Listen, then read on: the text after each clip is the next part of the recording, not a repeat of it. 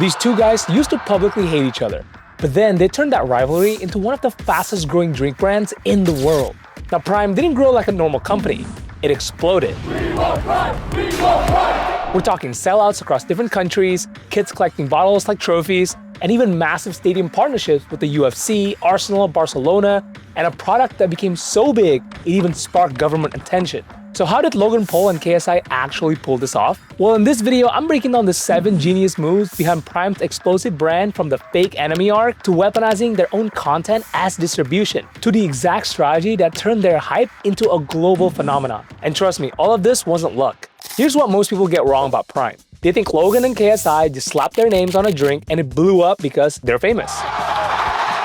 Well, that's not exactly what happened. There are many influencers who launch products and most of them just die quietly. So how did Prime do it? Because this wasn't just a successful product launch, it was a masterclass in brand storytelling. They had years of tension, years of public rivalry, and years of audience attention building up. But instead of letting that rivalry fade, they flipped it. And that flip changed everything. So when Prime launched, it didn't feel like a random brand drop, but rather it felt like the next episode in a story millions of people are already investing in. But that's only the first layer, because attention alone doesn't build a global brand. But instead, they stack many things on top of it. Things like unlocking distribution, engineering scarcity, and even borrowing legitimacy from global sports leagues. Every single one of their moves are carefully calculated, and when you see how these pieces connect, you'll realize Prime didn't just go viral, but instead it was engineered to explode. Let's start with the first move that made the explosion possible. Now, before Prime was even a drink, we have to look at Logan Paul and KSI. They weren't business partners, but instead they were rivals.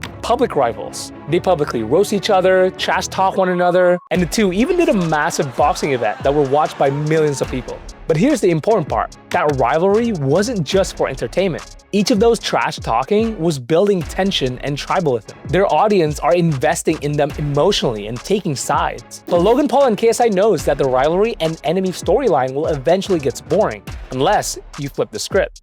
Now, instead of dragging the beef forever, they did something unexpected. In a positive way, not beating the shit out of each other. But this time, we're gonna come together. They partnered, and that twist changed everything.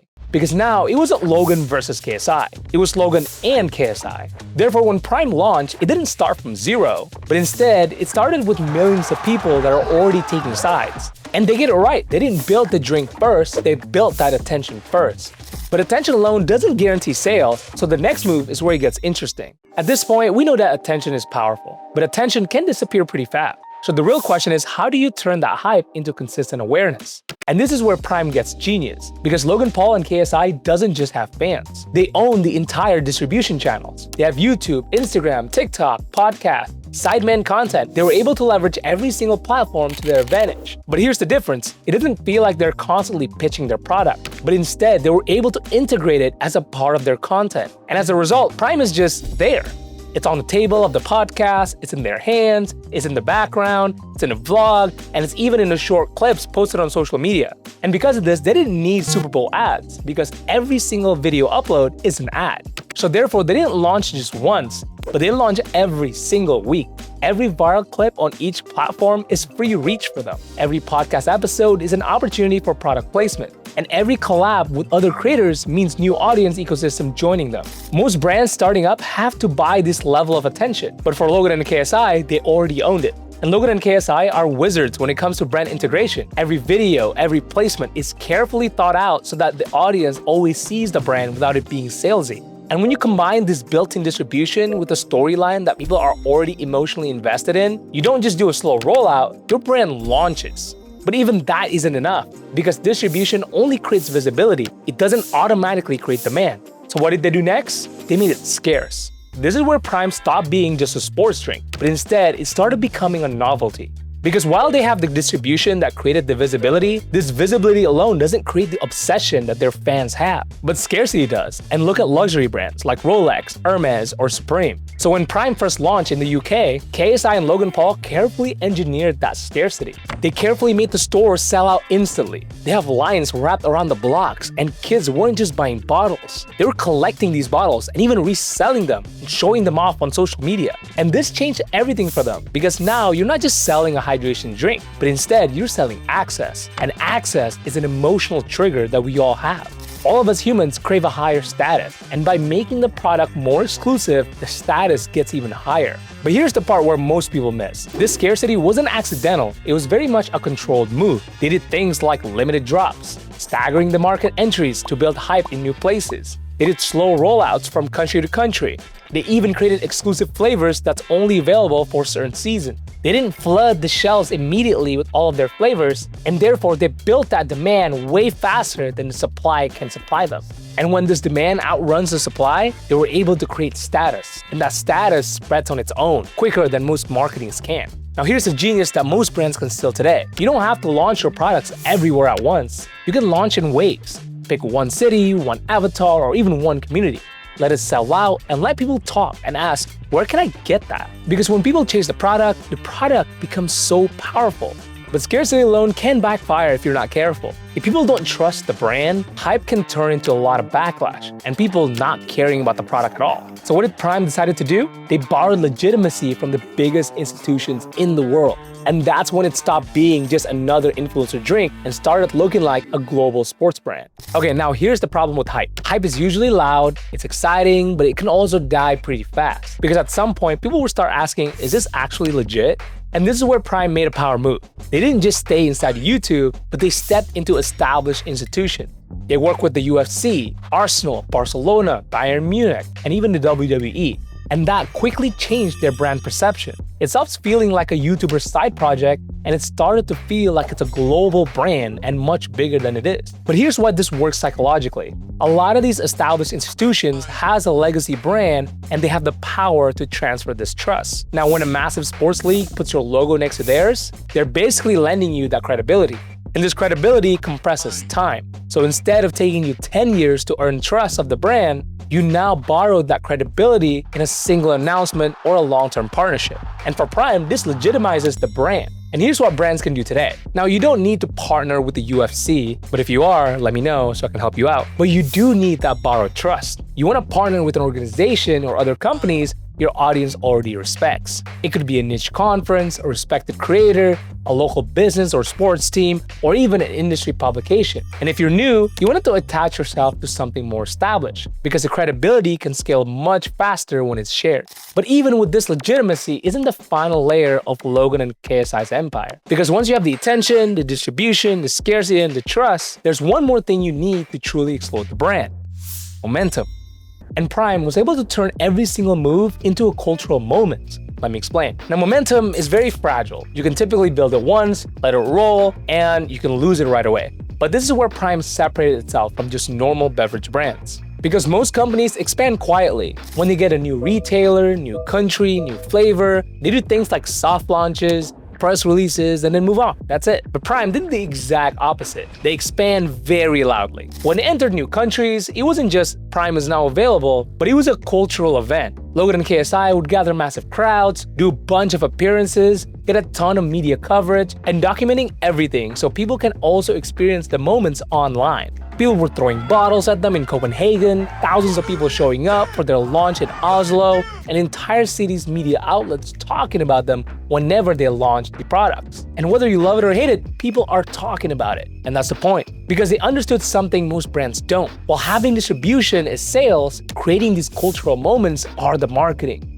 Every single expansion became media-worthy content, and every content clip became conversations both online or in person. And every conversation will eventually become demand. And therefore, they were able to stack these momentum. And when people go to the store thinking about their next sport hydration drink to buy, they'll remember that conversation. But here's the genius part. They didn't wait for organic hype to happen. They were able to engineer it. Each city, they carefully planned their events and getting people to congregate at big plazas just to see both of them in person. South Africa, we coming to y'all next, so we want to see this energy there for sure, man. And every time attention started to dip, they just created another cultural moment. So here's a takeaway that brands can use today. Don't just treat your growth like a back-end operation. You want to make it special. Bring the spectacle. Bring the confettis and celebrate your audience so you can turn those milestones into talked about events. When you launch a new product, do a live reveal.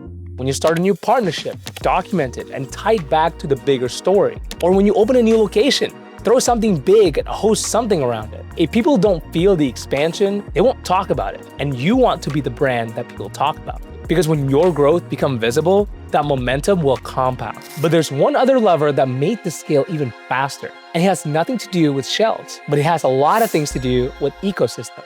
So here's where things get unfair for them. While most brands usually grow linearly, typically their audience grows, and then they get their customers, and then their partnerships, Prime were able to grow exponentially because Logan and KSI don't just have audiences. They sit inside a larger ecosystem. They have the YouTube ecosystem, the boxing, the Sideman ecosystem, the podcast, the creator friend groups, and even sports partnerships. And instead of staying isolated, they cross-pollinated all of them. For example, you'll see Prime on the Impulsive podcast, and then you'll also see it in a UFC fight. And then you'll also see it next to Mr. Beast. Then you'll see it bundled with Feastables. They were able to make these ecosystems overlap. And when these things overlap, the audiences multiply exponentially. Because now it's not just Logan's fans buying Prime. It's UFC fans, Sideman fans, Mr. Beast fans, and even football fans. Each of these collaborations will add up and make the whole thing even bigger. And that is the leverage that Prime actually has. Because when these brands collaborate with other creators, they're not only borrowing their trust, but also borrowing the reach. And this reach can accelerate at scale. But here's the key though, these weren't just random influencer shoutouts. These were aligned ecosystems. Their audience typically overlap, so that the culture is also overlapping. And with that, also the energy and the hype between these partnerships that are also overlapping. Because you want to make sure you pay attention to the alignment. Here's what you can do today. You want to stop thinking about influencer marketing, but instead start thinking about ecosystem marketing. Who already owns your audience's attention? And you want to partner with them in a way that feels natural and beneficial. Think about things like bundling your products, co-creating content, or even doing exclusive collabs with them. Because when these ecosystems overlap, your growth can only compound. But even with all of that, there's still one final factor that made Prime explode faster than most brands ever could. And this one is quite controversial. And by the way, if you made it this far, you must have enjoyed the content. So all I ask is just to click that subscribe button, and that will mean a lot to a small creator like myself. Now back to the video. Now here's the truth about scaling a brand like this. The bigger you get, typically the more criticism you'll get. You can look at Duolingo, Ryanair, or even Liquid Death, and Prime experienced that too. There were debates around caffeine levels in the energy version. There's a lot of public calls for investigation. There are even lawsuits over branding disputes. Even parents questioning whether their kids should drink it or not. And at this moment, most brands would panic. They would go quiet, pull back the marketing, and even play defense. But on the bright side, controversy actually does something powerful. It amplifies your attention. Because when people argue about your brand or your product, they're still talking about your brand. And Logan and KSI knew this from the heart and leveraged it. So instead of collapsing under pressure, the conversation just made the brand even bigger. All the news coverage, social media debates, clips circulating everywhere, all adds to their reach. But here's the key though, the controversy didn't define Prime, but it does accelerate their awareness. Because once you already have your story, your distribution, your scarcity, your legitimacy, your momentum, and even your ecosystem leverage, the attention, even the negative ones, becomes your fuel for growth. Now let's be clear, this doesn't mean manufacture outrage or spark a controversy or just be hated as a brand. But it does mean that if your brand is bold and quickly growing, then there will be friction. And you shouldn't be afraid of this friction. This friction and criticism creates conversation, which if you play it right, you could always leverage it to gain more attention. And here's one thing that brands can do. You don't want to aim to be controversial, but you want to aim to be impossible to ignore. You want to stand for something and be visible because safe brands are typically boring and they don't grow as much. But those who are bold become the conversation starters. And the more conversations you get, this will create scale. And when you stack all 7 of these moves together, that's how you go from a YouTube rivalry to a global beverage brand in record time. So when you zoom out far enough, Prime didn't just explode because Logan and KSI were famous. Sure, that definitely helps, but it exploded because they stacked leverage. They built emotional investment through story, they converted that investment into built-in distribution, then they engineered scarcity to create demand, they borrowed legitimacy to compress trust, then turned their expansion into a spectacle, stacked the different ecosystems to multiply their reach, and last but not least, when controversy amplified the attention, the foundation was already strong enough to scale. And because of this, the brand was already strong enough to absorb the attention. Prime isn't just a drink, it's a masterclass in modern brand building and marketing. Now, if you like this breakdown, you probably will like this one too. I broke down the genius behind Bad Bunny's global brand and how he was able to turn his cultural identity into one of the biggest brands on planet Earth. And also, don't forget to click like and subscribe, and I'll see you in the next video.